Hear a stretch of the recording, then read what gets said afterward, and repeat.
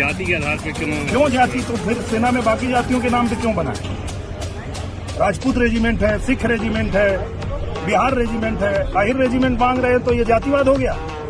सबको हक मिलेगा, हम अपना हक मांगेंगे तो ये जातिवाद हो गया? एक बार फिर से भोजपुरी इंडस्ट्री के बहुत बड़े सुपरस्टार दिनेश लाल यादव उर्फ निरहुआ फिर से अहिर रेजिमेंट को लेकर बहुत ज्यादा चर्चा में आ गए हैं। अभी बीते समय में आपने देखा होगा कि दिनेश लाल यादव ने संसद भवन के अंदर अहिर रेजिमेंट को लेकर मांग रख दी थी, तो उनके ऊपर बहुत ज्यादा आरोप लगाए जा रहे हैं कि ये यादव होने के कारण ही अहिर रेजिमेंट की मांग कर रहे हैं। ये आरोप निरहुआ के ऊपर सिर्फ और सिर्फ इसी कारण से लगाया जा रहा है कि निरहुआ यादव होकर यादवों की हक की बात कर रहे हैं, तो जाहिर सी बात है इनके ऊपर जातिवाद का टैग तो लगने ही वाला है, क्योंकि जब यादव होकर यादवों की हक की बात करेंगे तो दूसरी जाति वाले लोग सिर्फ यही कहेंगे कि निरहुआ जातिवाद कर रहे हैं। लेकिन सच्चाई तो कुछ और है, क्योंकि आर्मी के अंदर अन्य जातियों के सम्मान में रेजिमेंट का गठन किया गया है, वहीं पर अहिरों के बलिदान देने के बावजूद भी अभी तक आर्मी के अंदर अहिर रेजिमेंट का गठन नहीं किया गया है। तो उसी पर अहिरों की आवाज का समर्थन करते हुए निरहुआ सामने आए, तो उन पर भी जातिवाद का मुद्दा लग चुका है। वैसे दोस्तों इसके बारे में आपकी क्या राय है, हमको कमेंट जरूर कीजिएगा।